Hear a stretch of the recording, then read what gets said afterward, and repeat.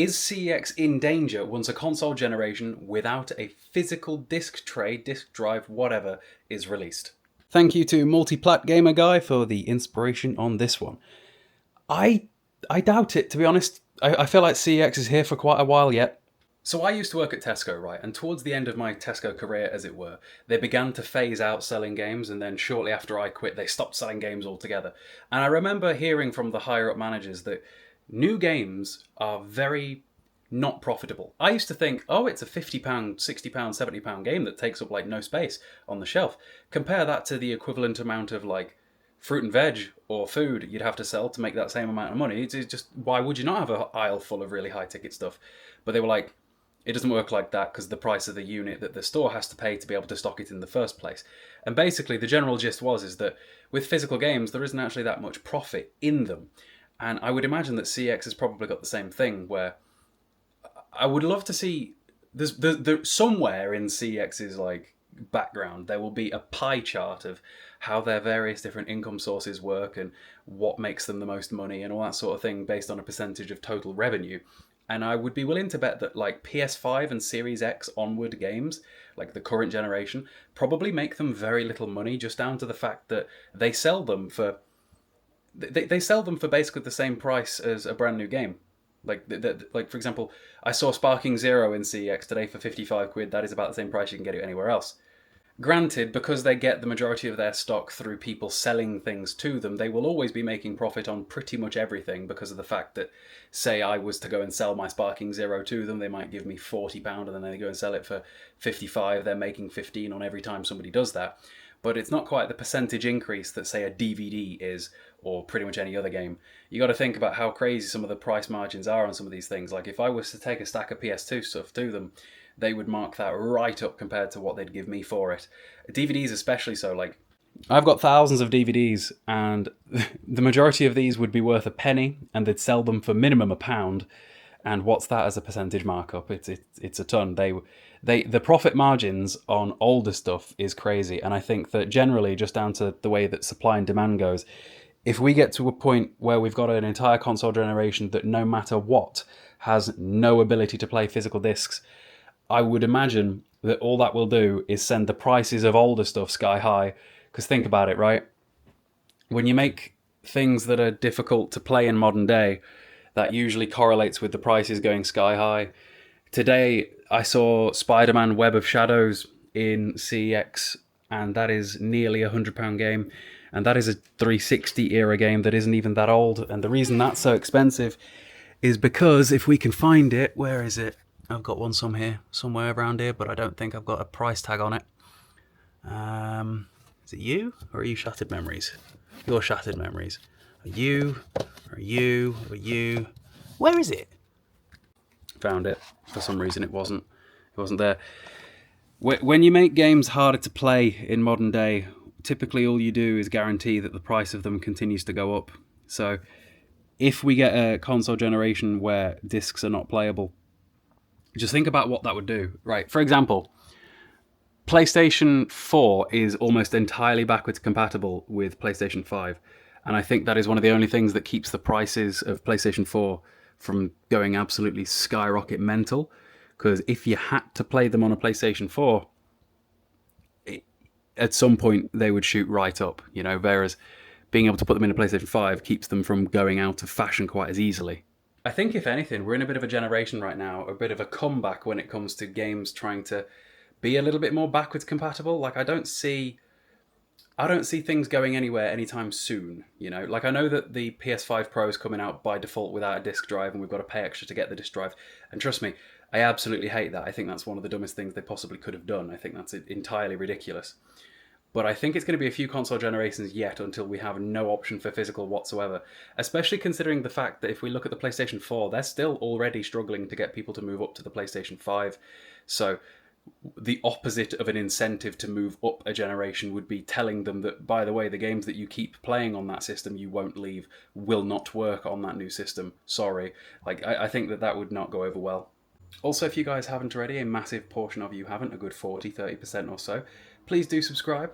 I would love a silver play button one day. We are like a quarter of the way there nearly, which is mental to think.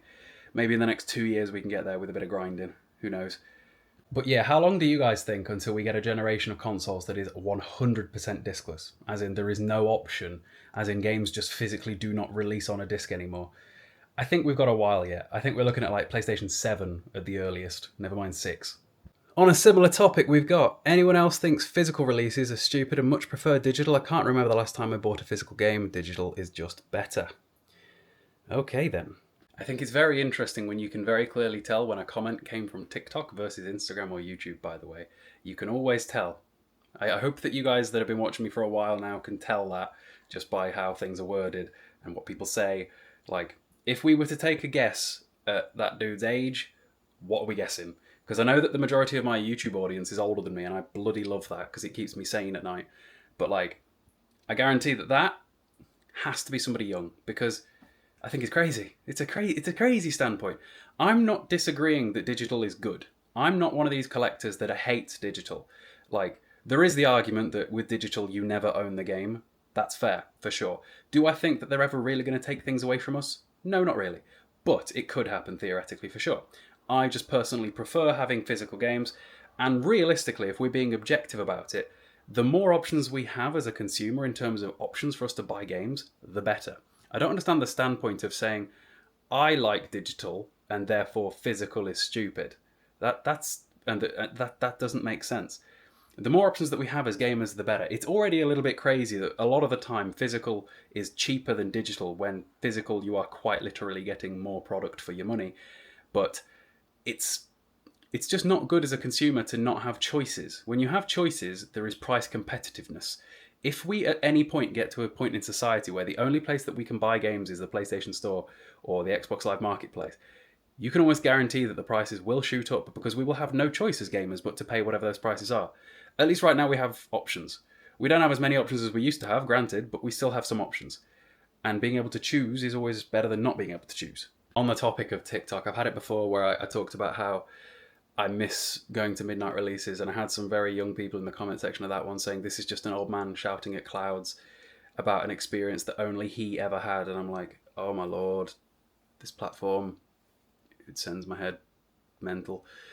It's a weird one, guys. It truly is. So recently I'm in a bit of a habit of collecting steelbooks, and I got this comment on Instagram. Will you collect all steelbooks ever made for PlayStation games? My friend, I think I'd have to have infinite money. And if not infinite money, I'd have to have infinite space. And I don't have either of those things, so I don't think so. Nor do I know what the list is. Granted, as of late, I have been making far more of an effort to get steelbooks because they have taken my fancy, especially considering, to be real with you, I'm running out of things to collect, so I'm starting to just branch out to more niche stuff. I've been getting a lot of steelbooks each week. So, Metal Gear Rising Revengeance, the Batman Arkham City steelbook, that, well, to be fair, that's my original Arkham City from release. Killzone 3, Jericho. What other steelbooks do I have? Deathloop, I've had that since release. Resident Evil 4, Back for Blood. Speaking of steelbooks on PlayStation 5, by the way, I still haven't had Silent Hill 2 remake steelbook from Game. I have no idea if it's ever coming, but at this point it's been, I think next week it's been a month? Where's that? Game, what are you doing? Have you guys heard news? I don't know. Is it ever coming? Anyway, more steelbooks. I've got the Vanquish and Bayonetta Anniversary steelbook. I've got... That's not a steelbook, that's just a fancy collection. The Shadow of War steelbook. I've got the Fallout 4 steelbook. I've got a Gears of War steelbook. I could have swore I had more than that, to be honest. There doesn't seem to actually be that many there.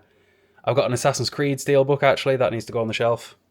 So I'm definitely very interested in continuing to pick up steelbooks, but I just don't know what steelbooks were made. I kind of like that steelbooks are just sort of random for me, because obviously a lot of the time steelbooks are not listed differently than the regular copy. So for example, I picked up a steelbook of Halo 4 the other day. Halo 4 has got about 10 copies in every CEX ever, but that was the first time I've spotted a steelbook version. Granted, I don't spend much time looking at Xbox stuff, but I saw this, and for £1.50 I wasn't going to say no, because it's another steelbook to the collection, because it's the same price as the original. I've got something in my left eye, something in my eye. a lot of the time, CEX does not price their steelbooks any differently than the original copy of the game, but because of that, it means that you can't exactly stock check and search for them. And the majority of the time that I go to CEX, it's because I've found something specific that I'm after. So I enjoy when I can walk into CEX and spot a steelbook and get it because it's something cool. Like the Back for Blood steelbook that was a $5, I was like, yeah, go for it. It's not exactly a game I'm very fussed about playing, nor did I think it get very good reviews. But considering it's a $5 and it's a steelbook for a PlayStation 5 game, I'm like, yeah, let's go for it. So yeah, I'd be interested in continuing to get more and more PlayStation Steelbooks, especially, well, any Steelbooks really, but specifically PlayStation 3, 4 and 5 Steelbooks, because they're the platforms that I care the most about collecting for. I don't think there were that many Steelbooks created for the PlayStation 2. The only one I've ever ran into was that Resident Evil 4 Steelbook, and I'm pretty sure that that's listed as Tin Book on CEX's website. So I'm definitely not going for a full set of Steelbooks, but I am going to keep picking them up as they take my fancy, as it were. You know, this comment has got me wondering though, is there a definitive list anywhere of all the Steelbooks? Because something I've been doing recently is I just go on like eBay and I search PlayStation 4 Steelbook just to see what pops up, because it seems really random what games did and did not get Steelbooks. It seems like pretty much every like AAA game has a Steelbook out there. All the Assassin's Creed seem to. Although Assassin's Creed 1 Steelbook seems to be PC only and not PlayStation. That, or it's so exceedingly rare that PlayStation doesn't seem to be listed just about anywhere. But maybe I can get ChatGPT to check this for me and find me a list of games and see if there's any that take my fancy. Does anyone else use ChatGPT for just about everything these days? I use it every day for like making sure that maths is accurate, or say I've written something, I needed it more concisely, or say I'm dealing with a brand through like emails and I need to write something in a more professional way because I have no formal training experience with emails like my partner does. Anything like that, ChatGPT all the way.